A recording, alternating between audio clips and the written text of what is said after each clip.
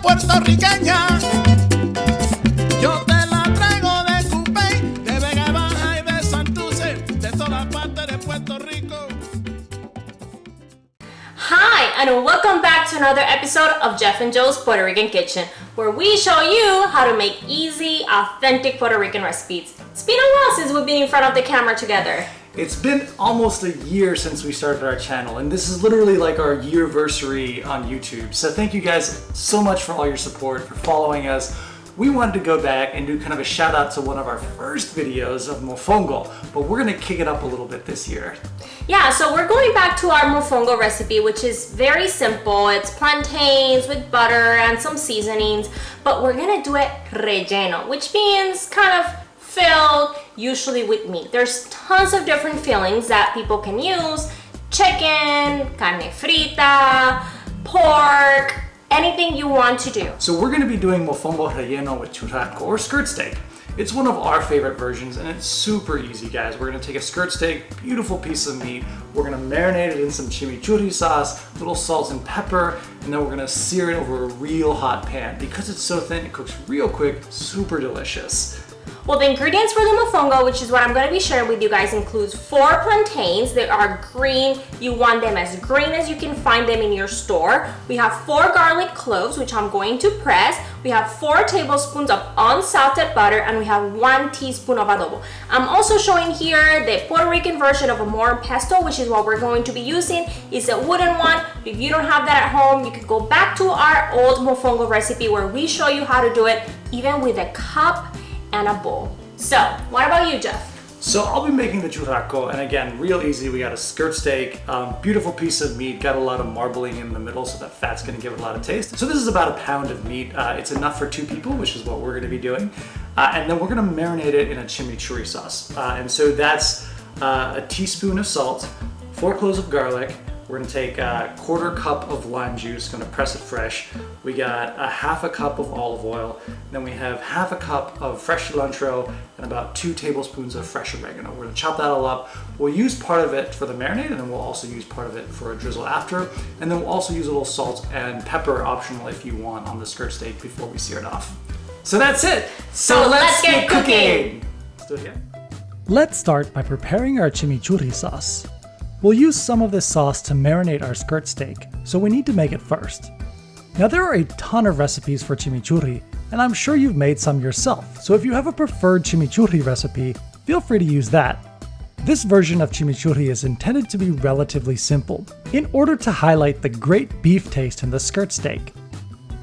Start by chopping your garlic. I like to dice my garlic pretty finely so you don't have huge pieces of garlic in your sauce, but feel free to chop it as finely as you see fit. Next, mince your oregano. If you use fresh oregano where the leaves are still in the stem, remove the stems before chopping the leaves. The stems tend to be a little bitter. Finally, chop your cilantro.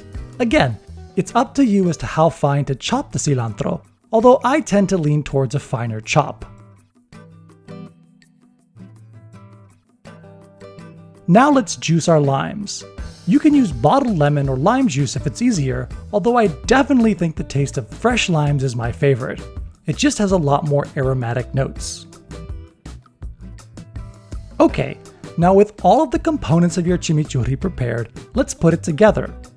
Just combine all of your chopped herbs with a 1/4 cup of lime juice, 1/2 cup of olive oil, and a teaspoon of salt. Stir to combine.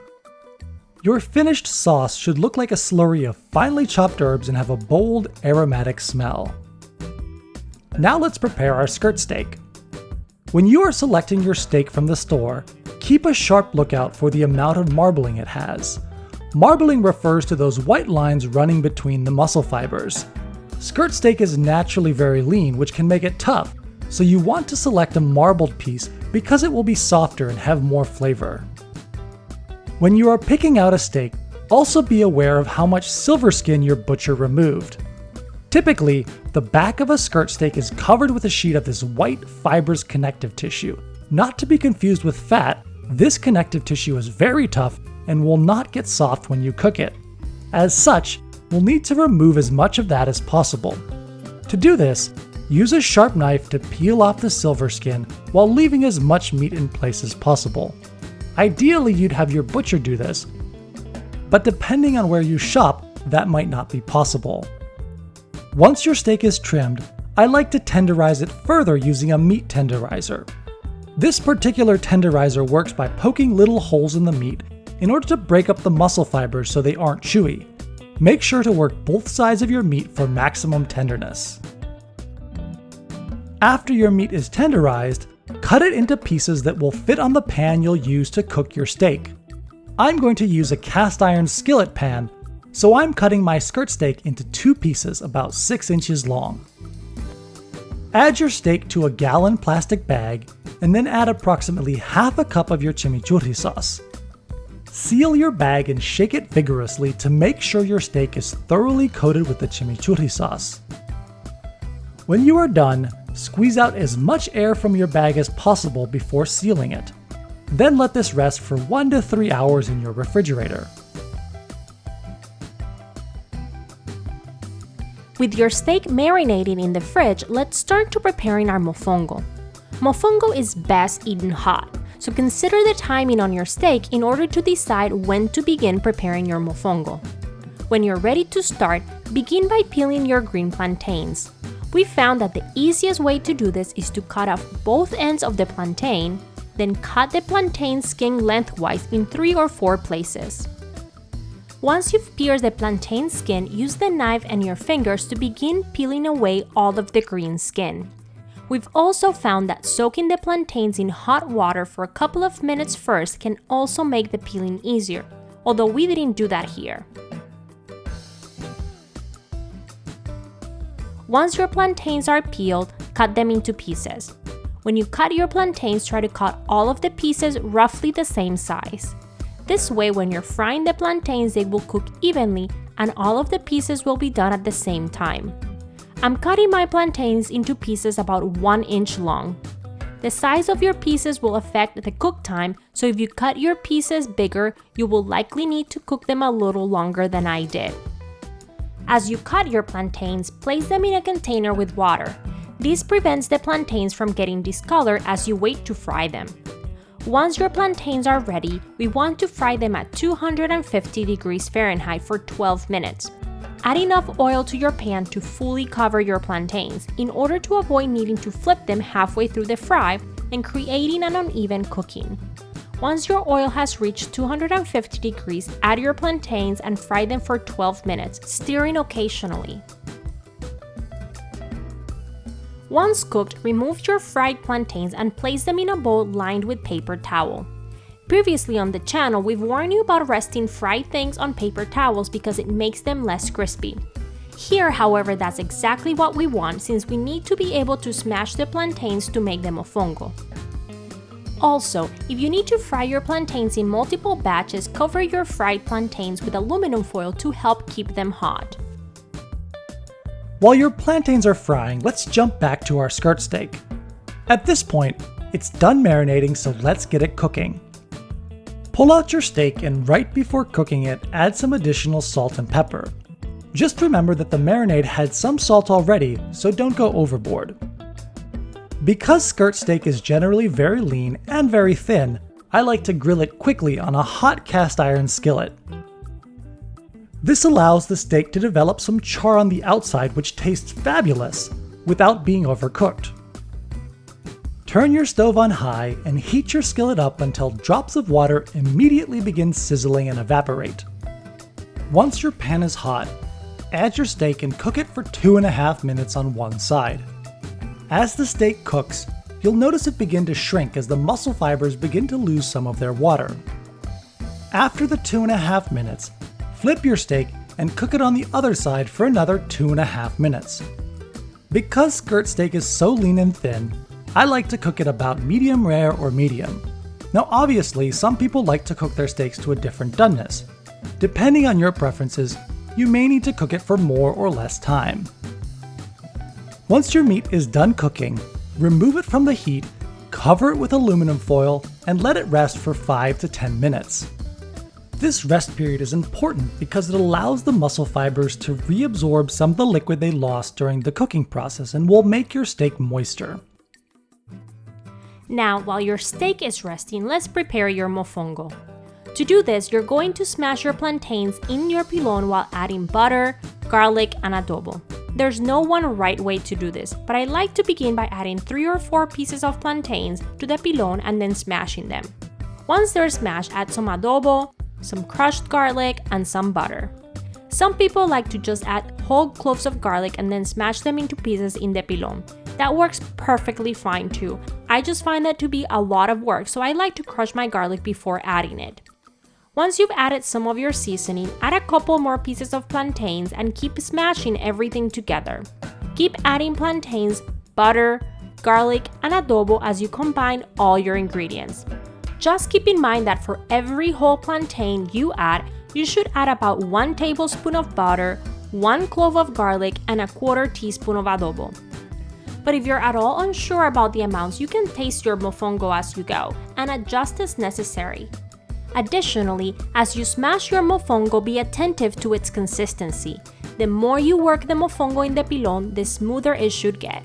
This is a matter of personal preference, although I tend to like my mofongo on the smoother side. Once your mofongo is where you want it in terms of taste and consistency, let's shape it into our final dish. To do this, scoop your mofongo into a bowl and pack it in tightly. Then turn the bowl over onto a serving dish and tap your bowl until the mofongo comes out. Now use your pilon's pestle to make a well in the middle of your mofongo. This is where we'll add our steak. Speaking of steak, at this point your steak should be rested and ready to cut. In order to get the tenderest meat, you want to cut your skirt steak against the grain. When you look at your steak, you'll notice that the muscles are shaped into long lines, which you can see running from back to front in this picture. So what that means is that we want to make our cuts at a 90-degree angle to these lines. To do this, I'm going to cut this piece into 2 smaller pieces, then I'm going to cut each of those pieces across the muscle fibers. Once your steak is cut, pile it onto your mofongo, don't be stingy. Then top your mofongo with a little more of the chimichurri sauce just to add some more flavor. And with that, you're all ready to dig in.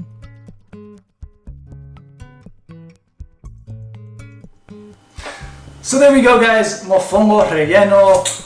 Oh my god, it looks delicious. We've been shooting videos for a year now, and I'm still as excited as ever about Puerto Rican food. Let's dig in. Yeah, just like old times, we're sharing one plate for both of us. Love it. Now we put the chimichurri on sauce because, you know, kind of fancy, but never be ashamed to bring out the mayo ketchup and throw a little bit of that on because you can never have enough, right? Nope. I don't know why you put so little.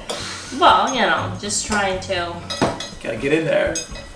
So I think the key on the meat to getting it really tender is to prepare it well. One, removing the silver skin, so that's the kind of like shiny white stuff around that you want to cut off, and we cut it off before.